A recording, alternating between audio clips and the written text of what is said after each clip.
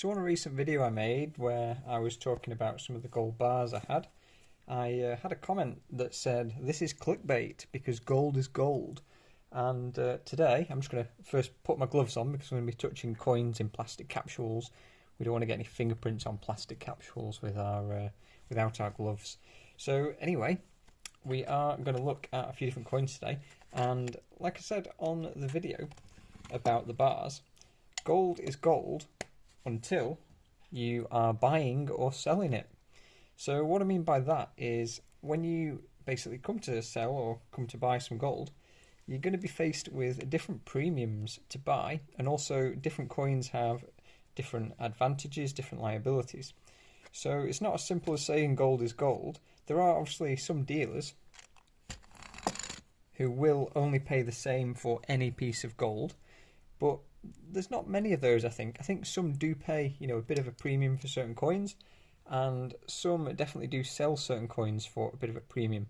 So for example, this is a 2002 Sovereign. It's got the special design on it, and generally people would pay a little bit more than one where it is just a normal bullion sovereign.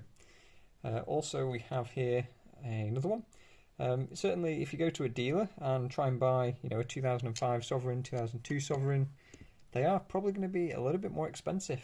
So the thing is gold unless you're buying or selling it, and there's some more reasons as well. So first of all, you could be buying something that's numismatic and collectible. This is just a random shield there, so people might pay a bit of a premium for this, but some people might not. And on the secondary market, that's fine. You could, if you're coming to a point where you want to sell, you could wait for someone who wants to pay that premium, or you could just send it to a dealer and take whatever they give you. Maybe spot has gone up that much that you just don't care, or you just need the money quick, or whatever it might be. So some coins like this is part of a series, and some of those end up going up in value because people want to collect them. They don't just want basic bullion, they want something that's a bit more interesting, and perhaps they're not just stacking the cheapest they can get. They want something with a bit of either potential to go up, or just something that looks a bit different. Maybe they want to just collect a nice set, and financial motivations aren't really the main driver. So yeah, with gold bars, I mentioned in that video that in the UK they are liable for capital gains tax, whereas a Britannia or something that is denominated in pounds generally isn't. So you've got an advantage of buying that over the bars. So if you've got two side by side and they're the same price, one makes more sense than the other. Maybe you think, I don't like unicorns, you've got an aversion to unicorns, so you're not going to buy that, you're going to buy the bar instead. But ultimately the unicorn at the same price would be the better option in the UK due to the £100 face value there. Some countries, they also penalise non-pure gold, or you have like an extra tax. So when you were to buy a sovereign that's 22 carat, or a Krugerrand, or like say something that just isn't 49's fine, you would then have a extra tax or an extra premium to pay. So if the price, or if the premium was the same for the pure gold that you're buying in these two coins, then the pure gold one would make the most sense. So it just depends. Gold, it is gold, but it isn't at the same time. So you've really got to consider, what your plan is with your gold, and what your plan is for perhaps getting out in the future, exit plan. Are you just going to die? Is death your exit plan? Then fair enough, if you're just going to pass it down. And it might be, years into the future where the exit plan actually occurs. So if you're passing it down to family and then they sell it or whatever it might be, then it really just depends, what the rules are at the time, and they could well change. So it makes sense to play by the current rules. If you are, if you're stacking at the moment, then it makes sense to stack based on what we have available, what information.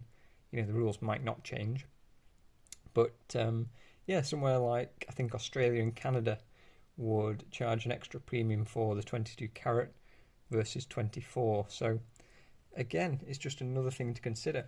And also when you look around at dealers, just go onto a dealer's website and you'll see loads of different quarter ounce, loads of different 1 ounce coins, and they'll all be at different prices and different premiums.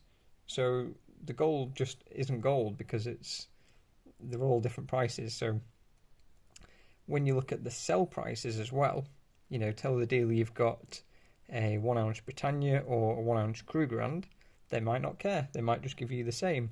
But maybe you've got a Buffalo or an Eagle, and maybe they'll pay a little premium for that. Or maybe they'll just not pay as low of a price for those. Maybe they'll pay spot on a Buffalo, but they'll pay 3% under on a Philharmonic. It just depends on the dealer. So some dealers that I know will take sovereigns at a better price, but the 1 ounce coins they won't take at such a good price. And then I know other dealers who they'll pay the same. So they'll pay the same premium. Maybe it's spot for a 1 ounce or spot for a quarter ounce or a Sov or whatever it is. It doesn't matter, it's still spot. But then, some dealers just like certain things.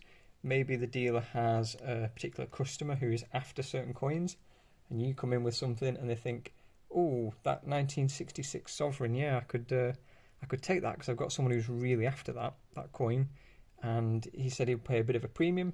So, maybe he can offer you a spot price on this, whereas something like this coppery coloured looking sovereign, he's like, yeah, I don't have any customers that like them. Everyone whinges when I pull those out to sell them. So I'll take, a % off for that. It just depends on the dealer. So again, second-hand market, you might find people that only pay spot or only pay whatever they pay, and they just don't care what's on the coin. And that is, that is quite common. There are people like that, some stackers. And then there are plenty of stackers who, they don't like the normal, standard, boring stuff. They want certain special coins, special years, special designs. They want a coin with a tiger on it or whatever it might be. So when people say gold is gold, it is until it isn't. Let me know what you think, guys. We'll talk in the comments.